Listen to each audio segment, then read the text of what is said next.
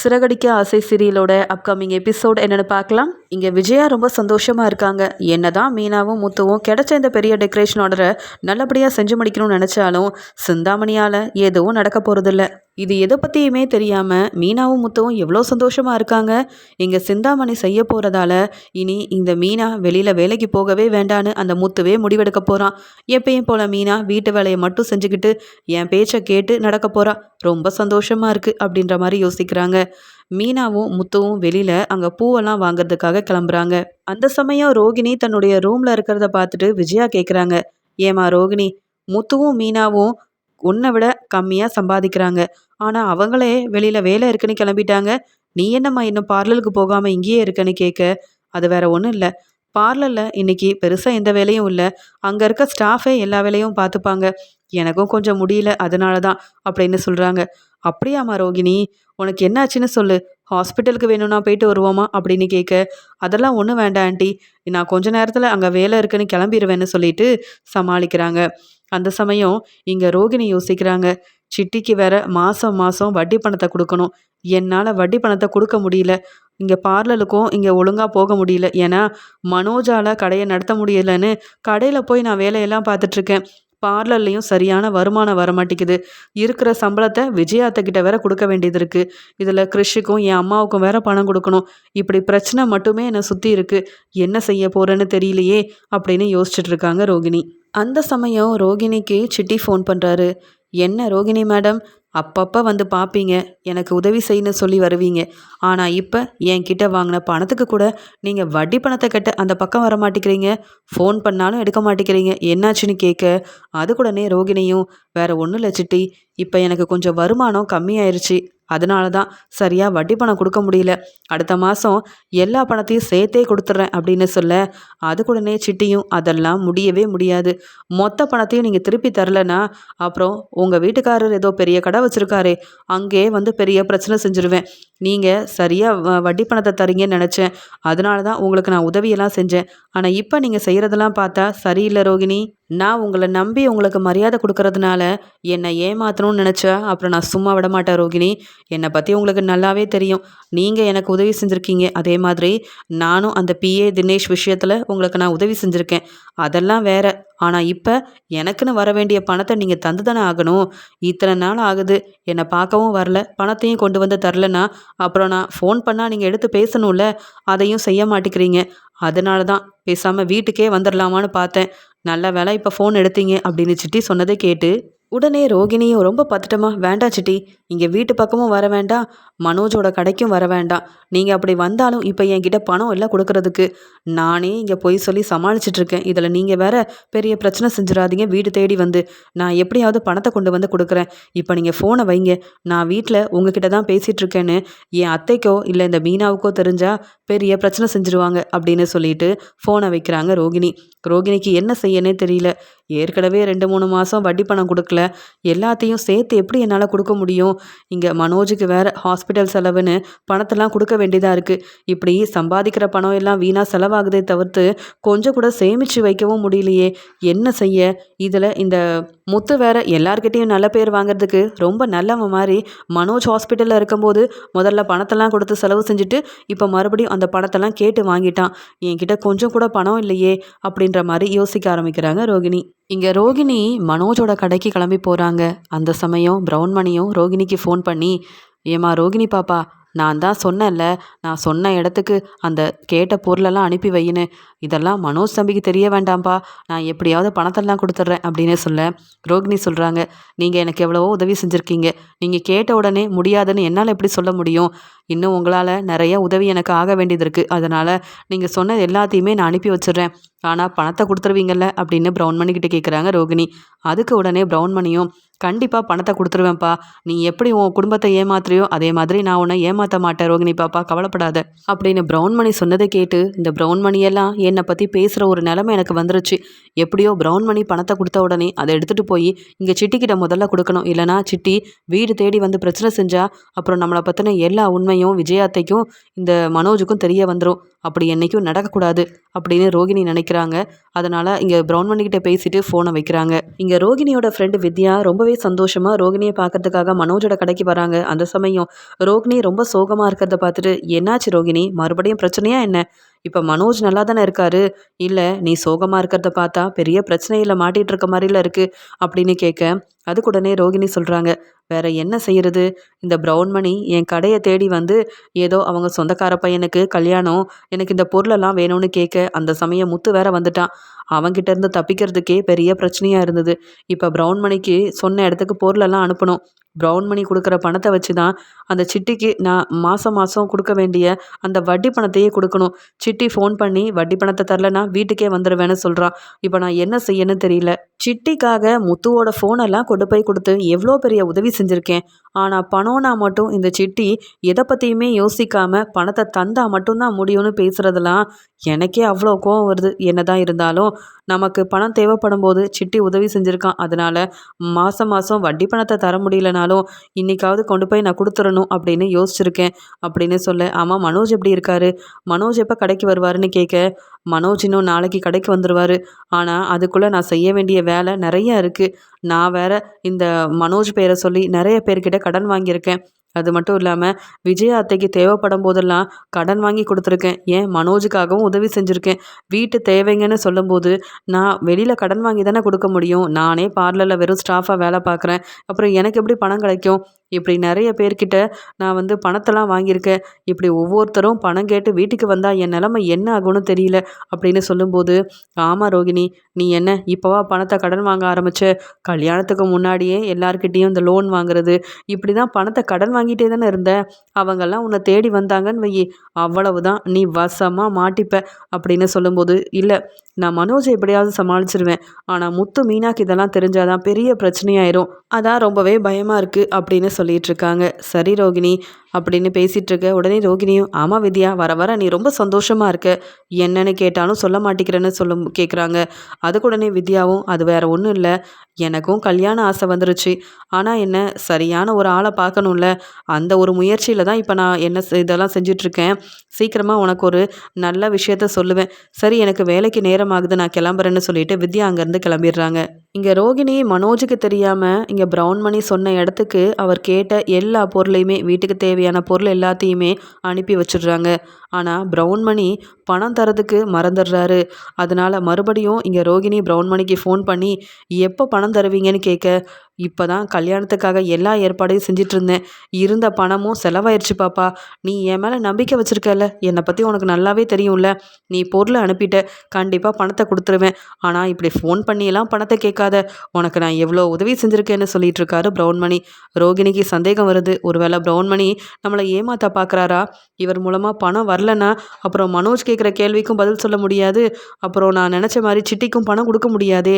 இப்படி இந்த ப்ரௌன் மணியை நம்பி பொருளெல்லாம் அனுப்பி வச்சா பணத்தை தராமல் ஏமாத்திடுவாரோ அப்படின்ற மாதிரி யோசிக்க ஆரம்பிக்கிறாங்க. எப்பயும் போல் தன்னுடைய பார்லருக்கு வீட்டிலேருந்து கிளம்புறாங்க ரோகிணி. அந்த சமயம் மனோஜும், ரோகிணி நீ எத்தனை நாள் தான் இப்படி கடையை கவனிக்க முடியும்? இப்போ நான் நல்லா குணமாயிட்டேன், நானும் கடைக்கு வரேன், அங்கே என்னதான் நடக்குதுன்னு எனக்கும் தெரிய வேண்டாமான்னு சொல்ல, அப்போ தான் ரோகிணி யோசிக்கிறாங்க, மனோஜுக்கு தெரியாமல் ப்ரௌன் மணிக்கு பொருளெல்லாம் அனுப்பியிருக்கோம், மனோஜுக்கு தெரிய வந்தால் அவ்வளவுதான் அப்படின்னு நினச்சிட்டு, இல்லை மனோஜ் நீ வீட்டில் நல்லா ரெஸ்டடு, நான் தான் இருக்கேன்ல, நான் எல்லாத்தையும் பார்த்துக்கிறேன் அப்படின்னு சொல்லும்போது, உடனே விஜயாவும், வேண்டாமா, மனோஜ் வீட்டில் இருந்தால் அதுக்கப்புறமா வீட்டிலையே இருக்கணும்னு அவனுக்கு ஒரு எண்ணம் வரும்.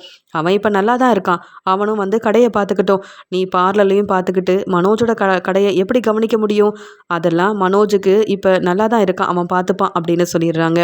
இங்கே மனோஜும் அவருடைய கடைக்கு கிளம்பி வராரு. ரோகிணிக்கு ரொம்பவே பயமாக இருக்குது, மனோஜ்கிட்ட வசமாக மாட்டிப்பணும் அப்படின்ற மாதிரி நினச்சிக்கிட்டு கடைக்கு கிளம்பி போகிறாங்க. அங்கே இருக்க ஸ்டாஃபை கூப்பிட்டு மனோஜ் கேட்குறாரு, ஆமாம் என்னென்ன பொருளெல்லாம் இங்கே கஸ்டமர் வாங்கிட்டு போயிருக்காங்க அப்படின்ற விவரத்தை கேட்க, உடனே இங்கே ரோகிணியும், அதை நான் சொல்கிறேன் மனோஜ், நீ என்ன ஸ்டாஃப் கிட்ட இதை பற்றி கேட்டுட்ருக்க, நான் தானே இந்த கடையோட கணக்கெல்லாம் பார்த்துட்ருக்கேன், நானே பார்த்துக்கிறேன் அப்படின்னு சொல்கிறாங்க. சரி ரோகிணி நீ இருக்கும்போது எனக்கு என்ன கவலை அப்படின்னு பேசிகிட்டு இருக்கும்போதே, ரோகிணி நிறைய பேர்கிட்ட கடன் வாங்கினதால ரோகிணியோட கடை தான் இது அப்படின்னு தெரிஞ்சுக்கிட்டவங்க ரோகிணியை தேடி மனோஜோட கடைக்கே வராங்க. இதை எதிர்பார்க்காத ரோகிணி, அவங்க எல்லாரும் கஸ்டமர் தான் போல, பரவாயில்ல, மனோஜ் இன்னைக்கு தான் வந்தார், நிறைய கஸ்டமர் கடைக்கு வராங்களே அப்படின்னு பார்த்துட்டு இருக்க, ரோகிணி யார் யார்கிட்டலாம் கடன் வாங்கினாங்களோ எல்லாருமே அங்கே மனோஜோட கடைக்கு வந்து பிரச்சனை செய்ய ஆரம்பிக்கிறாங்க. ஆமாம் இங்கே யார் மனோஜ்னு கேட்க, நான் தாங்க மனோஜ், இந்த கடையோட ஓனர் நான் தான் அப்படின்னு சொல்ல, ஆமாம் உங்கள் மனைவி ரோகிணியை பற்றி உங்களுக்கு தெரியுமா? அவங்க எங்கெல்லாம் கடன் வாங்கி வச்சுருக்காங்கன்னு தெரியுமா அப்படின்னு கேட்க, என்ன சொல்கிறீங்க? ரோகிணி இங்கே வா, உன்னை தேடி தான் வந்திருக்காங்க. நீ என்னவோ நிறைய கடன் வாங்கியிருக்கியாமே, அப்போ இவங்க எல்லாரும் கஸ்டமர் இல்லையா? உன்கிட்ட கடன் கேட்டா வந்திருக்காங்க அப்படின்னு சொல்கிறாரு மனோஜ். இல்லை மனோஜ், எனக்கு சரியாக ஞாபகமே இல்லை மனோஜ் அப்படின்னு சொல்லி சமாளிக்கிறாங்க. அங்கே வந்த ஆளுங்க எல்லாருமே இங்கே ரோகிணி கிட்ட சொல்கிறாங்க, நீங்கள் என்ன நேத்தா வந்து கடன் வாங்குனீங்க? நீங்கள் கடன் வாங்கி வருஷ கணக்காகுது, அதான் மறந்துட்டீங்க போல. இது இவ்வளோ பெரிய கடையோட ஓனராக இருக்கீங்களே, உங்கள் கல்யாணத்துக்கு முன்னாடியே வாங்கின கடனை திருப்பி தரணும்னு உங்களுக்கு ஒரு எண்ணமே இருக்காதா? அதான் உங்களை தேடி வந்தோம். இப்போ நீங்கள் கடனுக்கு வாங்கின பணத்தெல்லாம் எடுத்து வைக்கல, இங்கேருந்து போக மாட்டோம், பெரிய பிரச்சனை செஞ்சுருவோம். அப்புறம் எந்த கஸ்டமரும் உங்கள் கடை பக்கமே வராத மாதிரி செஞ்சுருவோம். பரவாயில்லையா அப்படின்னு கேட்குறாங்க. உடனே ரோகிணியும், சார் எனக்கு நல்லா ஞாபகம் இருக்குது, அது எப்படி சார் உங்களெல்லாம் மறப்பேன்? நான் எப்படியாவது அந்த பணத்தெல்லாம் திருப்பி கொடுத்துட்றேன். அதுக்காக என் வீட்டுக்காரரோட கடைக்கு வந்து இப்படி பிரச்சனை செஞ்சா இது என்ன சார் நியாயமாக இருக்குமா? நீங்கள் பேசாமல் இங்கேருந்து கிளம்புங்கன்னு சொல்ல, அங்கே வந்தவங்க அது எப்படி உங்களை நம்புவோம்? உங்களை நம்பி இத்தனை நாள் நாங்கள் விட்டதே பெருசு. இப்போ நீங்கள் கடனை தரலைன்னா, நீங்கள் வாங்கின பணத்தை திருப்பி தரலைன்னா, இங்கே உள்ள பொருள் எல்லாத்தையும் எடுத்துகிட்டு போயிடுவோம். ஏன்னா அப்போவாவது நீங்கள் பணத்தை திருப்பி தருவீங்கன்னு தான். இல்லைன்னா இந்த பொருளை கொடுங்க, பணத்தை நீங்கள் தரவே வேண்டாம். எப்படி அப்படின்னு கேட்குறாங்க. உடனே இங்கே மனோஜும், என்ன ரோகிணி இது, யார் யாரோ வந்து உனக்கு கடன் தந்ததா சொல்கிறாங்க, நீ பணத்தை தரலன்னா என் கடையில் இருக்க பொருளெல்லாம் எடுத்துகிட்டு போயிடுவாங்களா? என்னது இது ரோகிணி, இவ்வளோ நாள் இப்படி தான் கடையை நடத்திட்டு இருந்தியா? உன்னை நம்பி நான் கடையை வேற விட்டுட்டு நான் பாட்டுக்கு வீட்டில் ரெஸ்ட் எடுத்தேனே, பெரிய தப்பு பண்ணிட்டேன். முதல்ல இங்கேருந்து கிளம்பு. இங்கே வந்து இவங்க எல்லாரும் பிரச்சனை செஞ்சால் எப்படி கஸ்டமர் வருவாங்க ரோகிணி? நீ செய்கிறதெல்லாம் பெரிய தப்பு. யார் யாருக்கு கடன் கொடுக்கணுமோ எல்லாரையும் உன் பார்லருக்கு வர வச்சு சீக்கிரமாக பணத்தை கொடுத்து அனுப்பு. அதை விட்டுட்டு இங்கே வந்து ஏதாவது பிரச்சனை செஞ்சால் அவ்வளவுதான் அப்படின்னு பேசிகிட்டு இருக்கும்போதே சிட்டியும் அவரோட ஆளுங்களும் மனோஜோட கடைக்கு வராங்க. சிட்டியை பார்த்த உடனே இங்கே என்ன செய்யனே தெரியாமல் ரொம்பவே பதட்டமாகறாங்க ரோகிணி. என்ன, இந்த சிட்டி வேற கடைக்கு வந்திருக்கான், ஏற்கனவே வந்தவங்களும் இந்த பொருளெல்லாம் எடுத்துகிட்டு போயிடுவேன்னு பேசுகிறாங்க. சிட்டி வேற அவங்க ஆளுங்களோட வந்திருக்கானே. வீட்டுக்கு வருவேன்னு சொன்ன சிட்டி நான் பணம் கொடுக்க மாட்டேன்னு என் மேலே நம்பிக்கை இல்லாமல் மனோஜோட கடைக்கே வந்துட்டானா, வசமாக மாட்டிக்கிட்டேன். இன்னைக்கு அவ்வளவுதான். இங்கே விஜயாத்தக்கிட்ட இந்த விஷயத்தெல்லாம் மனோஜ் சொன்னால் அப்புறம் எல்லாரும் என்னை கேள்வி கேட்க ஆரம்பிப்பாங்க. அதுக்கப்புறம் நான் எதுக்காக கடன் வாங்கினேன், எல்லா உண்மையும் வெளியில் வரப்போகுது அப்படின்ற மாதிரி யோசிச்சுக்கிட்டு ரோகிணி நிற்கும்போது அங்கே வந்த சிட்டியும், என்ன மனோஜ் சார் எப்படி இருக்கீங்க? நீங்கள் நல்லா தான் இருப்பீங்க, அதான் உங்களுக்குன்னு பெரிய கடை இருக்கே. ஆனால் உங்கள் மனைவி ரோகிணி எங்ககிட்ட பணத்தை வாங்கிட்டு எங்களையே ஏமாத்தலான்னு பார்க்குறாங்க. எத்தனை நாள் தான் அவங்கள நம்பி நாங்களும் அப்படியே விடுறது? என்கிட்டேயும் 2,50,000 மேலே கடன் வாங்கியிருக்காங்க. மொத்த பணத்தையும் திருப்பி தரணும்னு சொல்லியும் அவங்க ஃபோனையும் எடுக்க மாட்டேங்கிறாங்க, பணத்தையும் தர மாட்டேங்கிறாங்க. அதான் உங்களை தேடி வந்துட்டேன். உங்கள் மனைவி ரோகிணி வாங்கின பணத்தை நீங்கள் திருப்பி தரீங்களா? இல்லை இவங்க எல்லாரும் சொன்ன மாதிரி இங்கே இருந்த பொருளெல்லாம் எடுத்துகிட்டு போகட்டுமான்னு கேட்க, இல்லை இல்லை, யாரும் என் பொருளை வந்து எடுத்துகிட்டு போக வேண்டாம். ரோகிணி தானே கடன் வாங்கினா, அவகிட்ட கேட்குறத விட்டுட்டு எல்லாரும் என் கடையில் வந்து ஏன் பிரச்சனை செய்கிறீங்க? இங்கேருந்து எல்லாரும் முதல்ல வெளியில் போங்க அப்படின்னு மனோஜ் சொல்கிறாரு. இந்த ரோகிணி எதுக்காக உங்ககிட்டலாம் கடன் வாங்கினானோ எனக்கு தெரியாது. இந்த பிரச்சனையில் நான் தலையிட மாட்டேன். நீங்கள் எதனாலும் ரோகிணி கிட்ட கேட்டுக்கோங்க அப்படின்னு சொல்ல, அதுக்கு உடனே இங்கே சிட்டியும், அது எப்படி மனோஜ் சார், உங்கள் மனைவி எதுக்காக கடன் வாங்கினாங்கன்னு உங்களுக்கு தெரியாதா? அப்போ ரோகிணி உங்களை ஏமாத்திட்டு இருக்காங்களா? இல்லை பொய் சொல்லி உங்களை வந்து நம்ப வைக்கிறாங்களா? அவங்க கடன் வாங்கினது உங்கள் தேவைக்காக தானே இருக்கும். என்ன மேடம் நீங்கள், உங்கள் வீட்டுக்காரர்கிட்ட கூட நீங்கள் கடன் வாங்கினதை சொல்லவே இல்லையா? அப்போ குடும்பத்தையே ஏமாத்திட்டு இருக்கீங்க போல ரோகிணி மேடம் அப்படின்னு சொல்கிறாரு. இப்படி சிட்டியும் கடன் கொடுத்த எல்லாரும் பணத்தை கேட்டு மனோஜோட கடையில் வந்து பிரச்சனை செய்ய ரோகிணி அழ ஆரம்பிக்கிறாங்க. என்ன மனோஜ், நீ இத்தனை பேர் வந்திருக்காங்க, ஆனால் நீ எனக்கு சப்போர்ட் பண்ணாமல் என்னவோ நான் வேற யாரோ மாதிரி பேசுகிறேன். இவங்க கிட்டலாம் நான் எதுக்காக கடன் வாங்கினேன்? உன் அம்மாவுக்காகவும் உனக்காகவும், ஏன் நம்ம குடும்பத்தில் எந்த பிரச்சனையும் வந்துடக்கூடாதுன்றதுக்காகவும் தானே. நீ எனக்கு உதவி செய்யாமல் நீ பாட்டுக்கு நீ கடன் வாங்கினதை நீயே திருப்பி கொடுன்னு சொல்கிற. இப்படி தான் மனோஜ், உனக்கு நான் நிறைய உதவி செய்கிறேன், ஆனால் வசமாக மாட்டிக்கும் போது நீ பாட்டுக்கு அமைதியாக இருந்துடுற. நான் தான் அவமானப்பட்டு நிற்க வேண்டியதாக இருக்குது. அப்படி தானே உன் அம்மா என்னை வீட்டில் வச்சு வெளுத்து வாங்கினப்ப கூட ஜீவா விஷயத்தில் நீ ரொம்ப நல்லவன் மாதிரில நின்றுட்டு இருந்த. நான் தானே வீட்டில் உள்ள எல்லாரும் முன்னாடி அவமானப்பட்டு நின்னேன். இப்போவும் நீ எனக்காக பணம் கொடுப்பியா மாட்டியா? இத்தனை பேர் வந்து கேள்வி கேட்குறாங்க மனோஜ். நான் என்ன பதில் சொல்லட்டும்? நான் உன்னை நம்பி தானே இருக்கேன். எனக்கு வர பணத்தையும் உனக்காக தானே எவ்வளவோ உதவி செஞ்சுருக்கேன். ஏதாவது பணம் இருந்தால் கொடு மனோஜ். இவங்களெல்லாம் முதல்ல சமாளித்து இங்கேருந்து அனுப்பணும். இல்லைனா கஸ்டமர் யாரும் நம்ம கடைக்கு வரமாட்டாங்க மனோஜ் அப்படின்னு ரோகிணி சொல்லி அழுகுறாங்க. இதை கேட்ட மனோஜும், போதும் போதும், உனக்கு நான் உதவி செஞ்ச வரைக்கும் போதும். இப்போ இதை பற்றி நான் அம்மா கிட்ட சொன்னேன்னா பெரிய பிரச்சனை ஆயிரும் ரோகிணி. அதனால் நீ வாங்கின பணத்தை நீ தான் திருப்பி கொடுக்கணும். என்னால் இதிலெல்லாம் உதவி செய்யவே முடியாது அப்படின்னு மனோஜ் சொல்லிடுறாரு. அங்கே வந்த எல்லாரும், இவங்க கிட்ட கேட்குறத விட இங்கே இருந்த பொருளெல்லாம் எடுத்துகிட்டு போவோம். அவங்க பணத்தை திருப்பி தந்தா பொருள் மறுபடியும் தருவோம். இல்லைனா அந்த பொருளை நாமளே வச்சுக்க வேண்டியதான் அப்படின்னு வந்த எல்லாரும் அங்கே மனோஜோட கடையில் இருந்த எல்லா பொருளையும் எடுக்க ஆரம்பிக்கிறாங்க. உடனே மனோஜும், என்ன செய்கிறீங்க நீங்கள் எல்லாரும் என்ன கேட்டால் இந்த ரோகிணிக்கு கடன் கொடுத்தீங்க, இங்கே வந்து பிரச்சனை செய்கிறீங்க, அதுவும் நான் வாங்கி வச்சுருக்க இந்த பொருளெல்லாம் வந்து கை வைக்கிறீங்க. இதெல்லாம் எவ்வளோ பணம் கொடுத்து வாங்கியிருக்கேன் தெரியுமா? நான் ரொம்ப கஷ்டப்பட்டு முன்னேறி வந்துட்டுருக்கேன். நீங்கள் என்னடானா வந்து பிரச்சனை செய்கிறீங்களா? வெளியில் போகிறீங்களா இல்லையான்னு கேட்கும்போது அங்கே இருந்த சிட்டியும், மனோஜ், நீ தேவையில்லாமல் இப்படி சத்தம் போட்டேன்னா நான் பார்த்துட்டு சும்மா இருக்க மாட்டேன். ரோகிணி தர வேண்டிய பணத்தை திருப்பி கொடு, இல்லைனா நாங்கள் இப்படி தான் செய்வோம் அப்படின்னு வந்த எல்லாருமே அவங்களால முடிஞ்ச அளவு மனோஜோட கடையிலேருந்து என்னென்ன பொருளெல்லாம் எடுத்துகிட்டு போக முடியுமோ எல்லாத்தையுமே எடுத்துகிட்டு போயிடுறாங்க. இப்படி வந்த எல்லாரும் எதையும் கேட்காம பொருளெல்லாம் எடுத்துகிட்டு போக இங்கே ரோகிணி அழுதுகிட்டே நிற்கிறாங்க. எந்த ஒரு விஷயத்துலையும் மனோஜ் எனக்கு உதவி செய்யவே மாட்டான், இப்படி தான் அவமானப்பட்டு நான் நிற்கணும் அப்படின்னு. இன்னொரு பக்கம் மனோஜ் ரொம்ப கோவமாக ரோகிணியை திட்ட ஆரம்பிக்கிறாரு. என்ன செஞ்சு வச்சுருக்க? இதுக்கு தான் முத்துவும் மீனாவும் அப்போவே சொன்னாங்க, இந்த ரோகிணி பெரிய பணக்கார வீட்டு பொண்ணாக இருந்தால் வெளியில் எதுக்கு கடன் வாங்குறான்னு. நான் அவங்கள நம்பாமல் உன்னை மட்டும் நம்பினல. இப்போ பாரு, இன்றைக்கி தான் நான் கடைக்கு வந்தேன், அதுக்குள்ளே இப்படி வந்த எல்லாரும் நீ கடன் கொடுக்கணும், இப்படி கடன் வாங்கி ஏமாத்துறேன்னு சொல்லி இருந்த பொருள் எல்லாத்தையும் எடுத்துகிட்டு போயிட்டாங்க. இப்போ நான் சப்டீலர்ஸ்க்கெல்லாம் என்ன பதில் சொல்ல போகிறேன்? இல்லை சந்தோஷ் சார் ஃபோன் பண்ணி கேட்டால் அவருக்கு நான் என்ன பதில் சொல்ல முடியும்? என்ன ரோகிணி இப்படி செஞ்சுட்ட? உன்னெல்லாம் நம்பினதுக்கு நான் பாரு இங்கே பொருளே இல்லாமல் தான் இருக்கேன். கடையை பாரு எப்படி இருக்குன்னு அப்படின்னு சொல்லிட்டு இருக்கும்போது ரோகிணிக்கு ரொம்ப கோவம் வருது. உடனே அங்கேருந்து கிளம்பி போயிடுறாங்க ரோகிணி.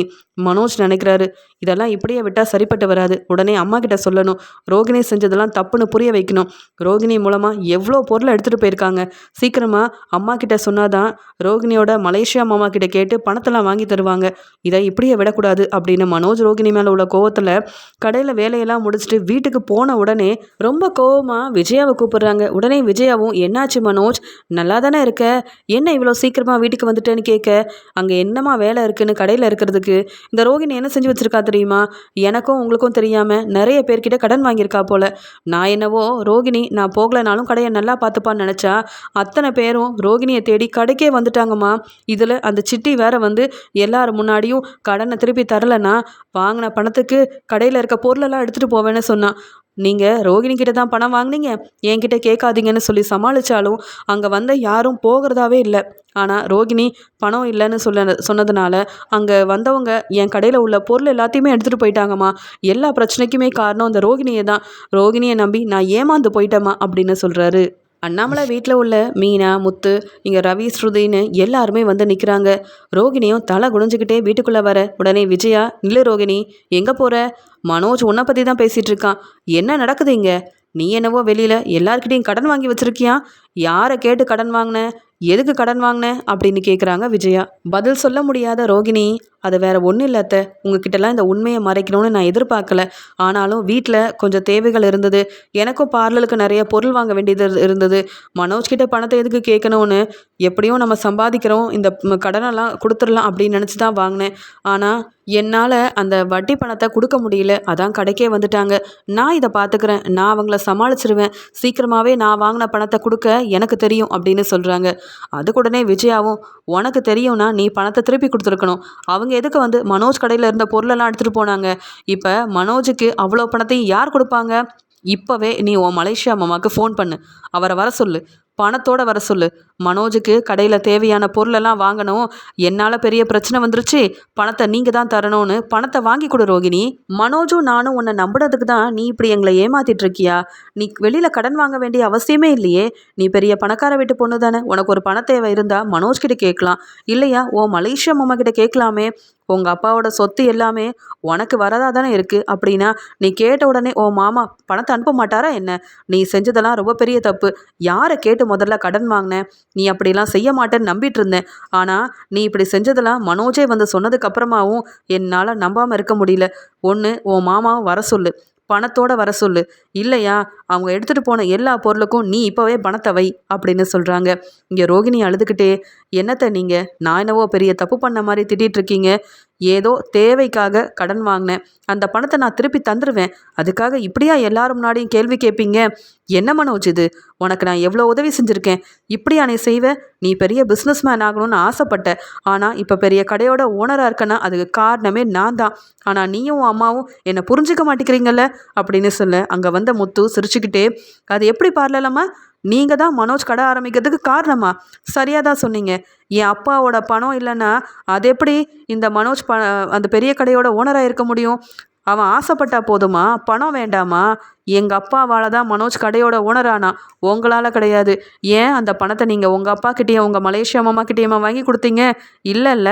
அப்புறம் என்ன பார்லலம்மா, எப்போ பார்த்தாலும் அந்த பெரிய கடையோட ஓனர் ஆனதுக்கு காரணமே நான் தானே சொல்லிட்டு இருக்கீங்க மனோஜ் கிட்ட. நீங்கள் செஞ்சது எல்லாமே தப்பு. உங்களை நம்பி எப்படி மனோஜ் அந்த கடைக்குள்ளே விட்டானே தெரியலையே. இப்போ சொல்கிற மனோஜ், உனக்கெல்லாம் பிஸ்னஸ் செய்ய தகுதியும் இல்லை, உனக்கு புத்திசாலித்தனமும் இல்லை. உன்னால் எதுவுமே செய்ய முடியாது. இந்த பார்லலம்மா கடன் வாங்கியிருக்காங்க அப்படின்னு முன்னாடியே நானும் மீனாவும் உங்ககிட்ட சொன்னோம். அந்த சிட்டிக்கிட்ட கடன் வாங்குறதுலாம் சரியில்லைன்னு. நீ அதை பெருசாகவே எடுத்துக்கல. அப்பையும் இந்த பார்லலம்மாவுக்கு தான் சப்போர்ட் பண்ணிட்டு இருந்தேன். உனக்கு பிஸ்னஸ் செய்யவும் தெரியல, இந்த பார்லலம்மா என்ன செய்கிறாங்கன்னு கூட உனக்கு புரிஞ்சுக்க முடியாமல் இருக்க. நீ எல்லாம் பிஸ்னஸ் செஞ்சு முன்னேற போகிறதே கிடையாது. இப்போ சொல்கிறேன், நீங்கள் யார்கிட்ட வேணாலும் கடன் வாங்குங்க, எப்படி வேணாலும் பணத்தை செலவு பண்ணுங்க. ஆனால் என் அப்பா பணத்தை வச்சு தான் கடையை ஆரம்பித்து கொடுத்துருக்கீங்க. அந்த கடையில் லாபமும் வரல. இப்படி தேவையில்லாமல் நீங்களும் அந்த மனோஜும் ஏமாந்து போய் நிற்கிறீங்க. பெரிய படிப்பெல்லாம் படிச்சிருக்கீங்களே, ஏன் உங்களால் இந்த வந்தவங்கள சமாளிக்க முடியாதா? இப்படி வந்தவங்க எல்லாரும் பொருளை எடுத்துகிட்டு போகிற அளவா நீங்களாம் நடந்துப்பீங்க? சரியில்லை. இனி கடைக்கு நீங்களும் ஓனராக இருக்க தகுதியே இல்லைன்னு மட்டும் நல்லா புரியுது. அப்பா நீங்கள் என்னப்பா சொல்கிறீங்க அப்படின்னு அண்ணாமலை கிட்ட கேட்க, அதுக்கு அண்ணாமலையும், நீ சொல்கிறது தான் சரி முத்து. இவங்களை நம்பி இந்த கடையை நம்ம கொடுத்துருக்கக்கூடாது. என்னதான் நான் ஓனராக இருந்தாலும் மனோஜும் ரோகிணியும் நல்லா படிச்சிருக்காங்க, கடையை பார்த்துப்பாங்கன்னு நம்பி தான் நான் அந்த பக்கம் போகாமல் இருந்தேன். ஆனால் ரோகிணி இப்படியெல்லாம் செய்வாங்கன்னு நான் கொஞ்சம் கூட எதிர்பார்க்கவே இல்லை. பேசாமல் முத்துவும் மீனாவும் இந்த கடையோட ஓனராக இருக்கட்டும். அவங்க எப்படி கடையை நடத்துகிறாங்கன்னு பார்த்து அப்புறமா நீங்கள் நல்லா தெரிஞ்சுக்கோங்க. கடையை இப்படி நடத்தணும், எப்படி நடத்தினா வருமானம் வரும்னு. ஆனால் நீங்கள் 2 பேரும் கடையோட ஓனராக இருந்தால் கடையில் இருக்க பொருளெல்லாம் வந்தவங்க எடுத்துகிட்டு போவாங்களே தவிர்த்து பெருசாக வரக்கூடிய கஸ்டமர் மூலமாக நீங்கள் லாபம் பார்க்க போகிறதும் இல்லை, சம்பாதிக்க போகிறதும் இல்லை. அந்த நம்பிக்கையே எனக்கு இல்லை விஜயா. இனி மனோஜ் ரோகிணியை நான் நம்புறதாவே இல்லை. ரோகிணி என்னடானா யார்கிட்டையும் சொல்லாமல் கடன் வாங்கிட்டு இருக்கா. வரவங்க எல்லாரும் பொருளை எடுத்துகிட்டு போனால் மனோஜ் அவன் பாட்டுக்கு பார்த்துட்டு இருக்கான். என்ன நடக்குது இங்கே? மாதம் 50,000 ரூபா பணத்தை தரேன்னு சொல்லி இந்த மனோஜ் ரோகிணியும் ஏமாத்திட்டு இருக்காங்க. என் பணத்தை வச்சு கடையை ஆரம்பிப்பாங்க, ஆனால் என்னையும் ஏமாத்துவாங்க. இவங்க 2 பேரையும் நம்ப நான் தயாராக இல்லை. அதனால முத்துவும் மீனாவும் சேர்ந்து இந்த கடையை நடத்தட்டும். அவங்க மூலமாக கடையை எப்படி நடத்தணும்னு இவங்க 2 பேரும் பார்த்து தெரிஞ்சுக்கிட்டோம். படித்தா மட்டும் போதாது, புத்திசாலித்தனமும் வேணும்னு அவங்கள பார்த்தாவது இவங்க தெரிஞ்சுக்கிட்டோம் விஜயா அப்படின்னு சொல்ல, உடனே முத்துவும், என்னம்மா பார்த்துட்டு அமைதியாக இருக்கீங்க? மறுபடியும் அந்த பார்லலம்மாவுக்கும் மனோஜுக்கும் சப்போர்ட் பண்ணலான்னு நினைக்கிறீங்களா? என்ன சொன்னாலும் நடக்கவே நடக்காது. மீனா, நீ எப்பயும் போல பூ கொடுத்துட்டு மீதி இருக்கிற நேரத்தில் மனோஜோட கடைக்கு வந்துரு. நானும் இப்போ பெருசாக அங்கே சவாரிக்கெல்லாம் போகிறதில்ல. கடையை நாம் பார்த்துப்போம். இனி மனோஜோட கடைக்கு நான் தான் ஓனர். புரியுதா பார்லலம்மா? இனி ஓனருன்ற ஆசைப்பட்டு அந்த கடை பக்கமே 2 பேரும் வந்துடாதீங்க. அங்கே எந்த பொருளும் இல்லை. அது மட்டும் இல்லை, தர வேண்டிய பணத்தெல்லாம் சீக்கிரமாக தாங்க. நானும் இந்த கடைக்காக பொருளெல்லாம் வாங்க வேண்டியது இருக்குது. நீங்கள் ஏமாந்த வரைக்கும் போதும். படிச்சிருந்தாலும் உங்களுக்கு கடையை கூட எப்படி நடத்துகிறோன்னு தெரியல. இதில் அந்த பேச்சு பேசுகிறீங்க 2 பேரும் அப்படின்னு ரோகிணி மனோஜை வெளுத்து வாங்கினது மட்டும் இல்லாமல், இனி அந்த கடையோட ஓனர் நீங்கள் இல்லை பார்லலம்மா, நான் மட்டும்தான் அப்படின்னு சொல்லி மீனாவும் முத்துவும் மனோஜோட கடைக்கு ஓனர் ஆகுறாங்க. மனோஜ் மறுபடியும் ஏமாந்து அந்த கடையை நடத்த முடியாத நிலைமையில் இருக்கிறதுனால, ரோகிணி மற்றவங்கள ஏமாத்துனதுனாலையும் இங்கே மீனாவும் முத்துவும் கடையோட ஓனர் ஆகுறாங்க. அவமானப்பட்டு பதில் பேச முடியாமல் இப்படி கடையோட ஓனராக இருந்த நாங்கள் கடை பக்கமே போக முடியாத ஒரு நிலைமை வந்துருச்சேன்னு மனோஜும் ரோகிணியும் தலை குனிஞ்சு நிற்கிறாங்க. விஜயாவுக்கு ரோகிணியை பார்க்கும்போது அவ்வளோ கோவம் வருது. இந்த ரோகிணி என் வீட்டுக்காரரோட பணத்தை ஏமாற்றி மனோஜுக்கு கடை ஆரம்பித்து கொடுத்தா. அந்த விஷயத்தையே என்னால் மன்னிக்க முடியல ரோகிணியை. ஆனால் இப்போ என்னடானா மறுபடியும் இப்படி வெளியில் நிறைய பேர்கிட்ட கடன் வாங்கி வந்தவங்க எல்லாரும் மனோஜோட கடையில் இருந்த பொருளெல்லாம் எடுத்துகிட்டு போயிட்டாங்க. அதை ஒரு பெரிய காரணமாக வச்சுக்கிட்டு இனி மனோஜோ ரோகிணியும் அந்த கடையோட ஓனர் கிடையாதுன்னு முத்து இப்படி ஒரு முடிவு எடுத்துட்டான். என் வீட்டுக்காரரும் அதுதான் சரின்னு சொல்கிறாரு. எல்லா பிரச்சனைக்கும் காரணம் இந்த ரோகிணி தானே அப்படின்னு ரொம்பவே கோபமாக இருந்த இங்கே விஜயாவும் ரோகிணி கிட்ட சொல்கிறாங்க. போதுமா, முத்து மீனா முன்னாடி மட்டும் இல்லை, வீட்டில் உள்ள எல்லாரும் முன்னாடியும் ஒன்னால தான் ரோகிணி நானும் மனோஜும் அவமானப்பட்டு நிற்கிறோம். நீ மட்டும் மலேசியா மாமா கிட்ட சொல்லி பணத்தை வாங்கி இங்கே இந்த மனோஜ் கிட்ட கொடுக்கல, அவ்வளவுதான். உன்னால் மனோஜ் இப்போ கடை பக்கமே போக முடியாத ஒரு நிலைமை அவனுக்கு வந்திருக்கு. என்னவோ கடை ஆரம்பித்து கொடுத்தேன்னு பேசுனியே, இப்போ அவன் அவமானப்பட்ட நிற்கிறதுக்கும் நீ தானே காரணம் அப்படின்னு எல்லாரும் முன்னாடியும் ரோகிணி தனக்கு தெரியாமல் கடன் வாங்கினதுக்காகவும் மனோஜோட நிலைமை இப்படி ஆயிடுச்சே அப்படின்னு நினச்சி இங்கே ரோகிணியை விஜயா வெளுத்து வாங்கிட்டு இருக்காங்க. மீனாவும் முத்துவும் தெளிவான முடிவெடுத்து மனோஜோட கடைக்கு ஓனர் ஆனதால் இங்கே ரவி, ஸ்ருதி, அண்ணாமலைன்னு எல்லாரும் ரொம்ப சந்தோஷப்படுறாங்க.